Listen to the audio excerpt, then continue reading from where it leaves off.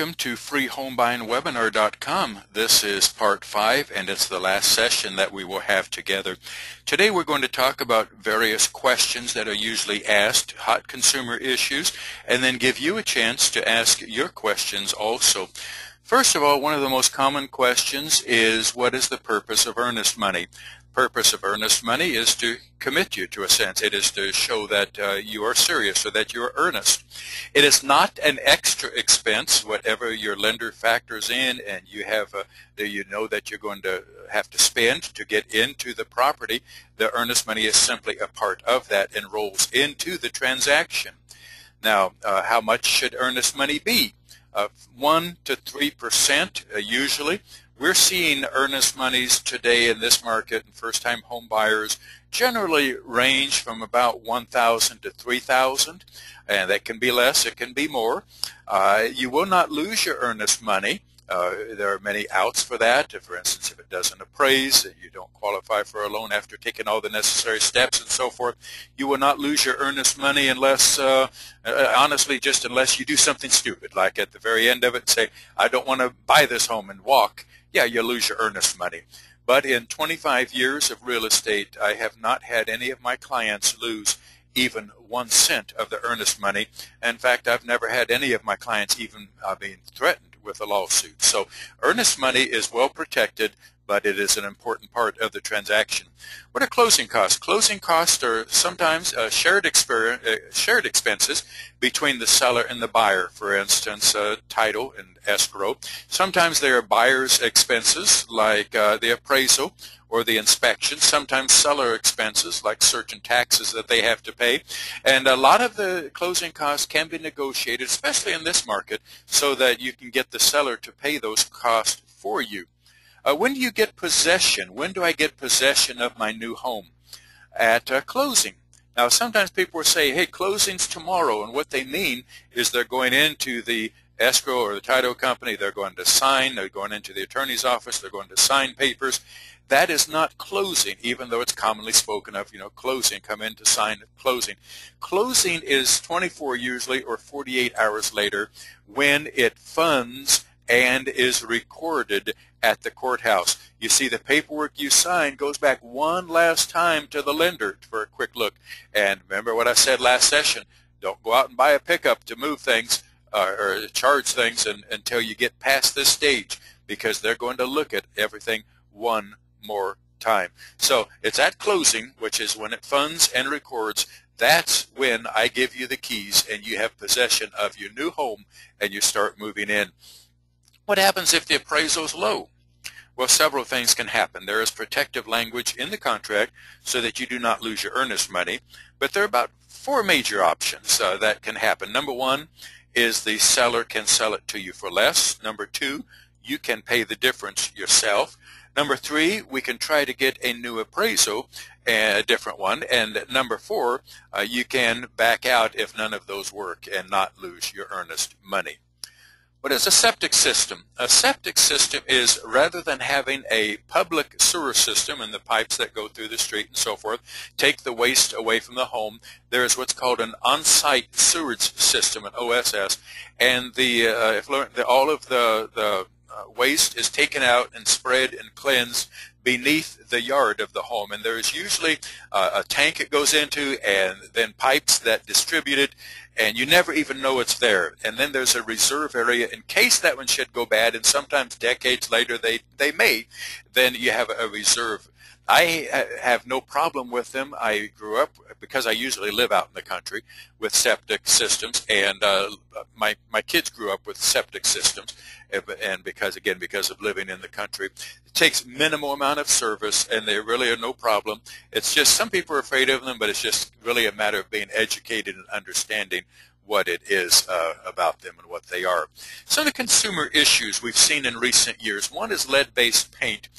When I meet you, certainly before you write any offer, you will receive from me a book about lead-based paint and lead products, and that will help you to understand dangers that are there. Any home built before 1978 has to have the disclosure, excuse me, that there may be lead-based paint or lead products in the home. They are not typically a big problem. I personally, personally have never been concerned with them. There are times when perhaps you should be. You can have them tested, and so it's just one of those consumer issues that you need to be aware of, and you need to be informed and make your decisions whether it is something that bothers you or not. I will give you information upon which to base your decision. Asbestos, when we think asbestos, we think of miners and lung problems and so forth. Yeah, asbestos is in your toaster, it's in the brakes of your car, it's in the siding of older homes, and it's embedded, it's within a hard surface, and there are no flakes to get in your lungs or anything. It's harmless. You're most likely, again, it's a pre-1978 issue. You'll typically find the possibility of asbestos in popcorn ceilings built before 1978. The best way to handle them, again, I reared my family with those kind of ceilings in old farmhouses on acreage, but you determine whether it's a concern to you. If there is asbestos there, you can have it tested for it before you purchase the home, and the best thing is to just keep it painted, that is, keep it sealed, leave it alone, and it should be no problem. That is what the experts say. What about siding? There have been problems with certain sidings that was manufactured in certain years. A lot of those, if not most of them, have been because there have been sales since second and third owners and so forth.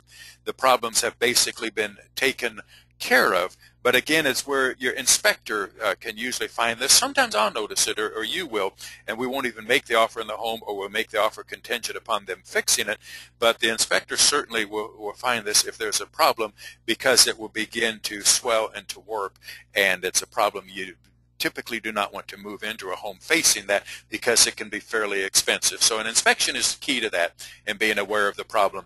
Electric wall heaters, especially ones built by the company, the Cadet wall heaters, were a problem. Again, most of those have been replaced, and not a great problem, but a lot of little issues out there that, again, having a good inspector, I usually typically recommend, I have 3 or 4 that are favorite inspectors because they've done good jobs, they're very thorough, and you are welcome to use anybody that you want as an inspector. Inspectors need to be licensed, but you can hire whomever you want to do the inspection.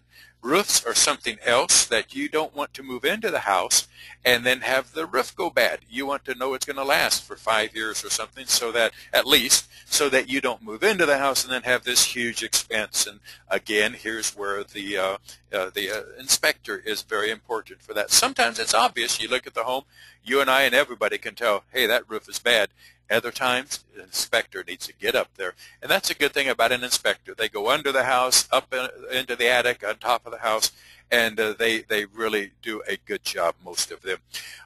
Termites and pests, again, your inspector should be licensed to see if there are any possible problems with these. They know what signs to look for and can alert to that and have the seller remedy that problem before you purchase the home. Old oil tanks. I don't have a good answer for this one.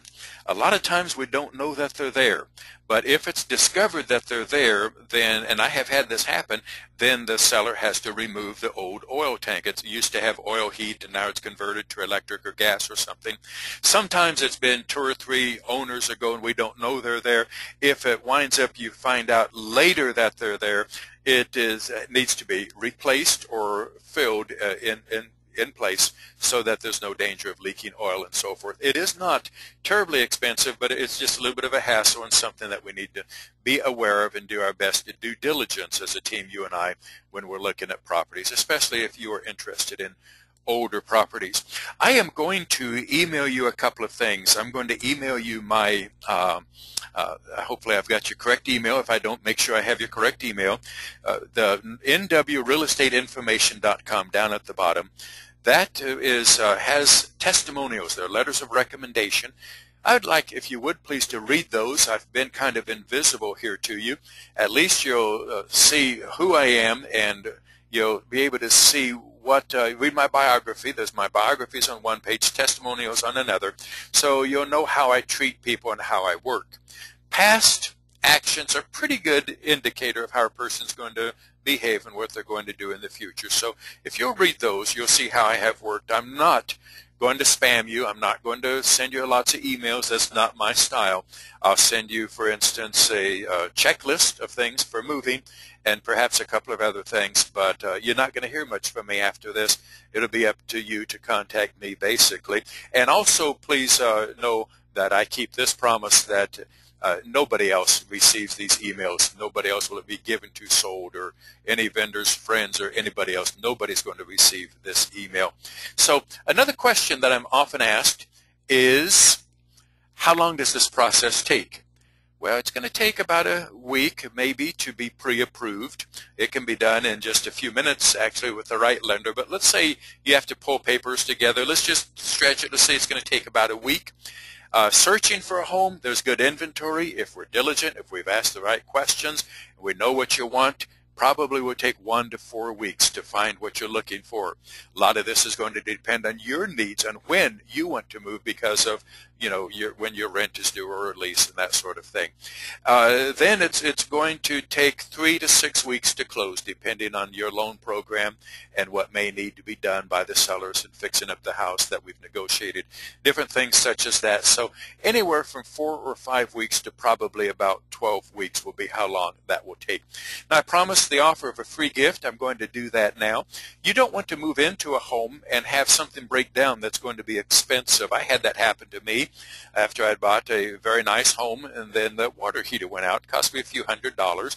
Not a big deal, but it's expense that you hate to incur at that time. So if you get a home warranty, then what happens is they have their inspector come in, not the inspector that you will hire, but the home warranty company sends in an inspector.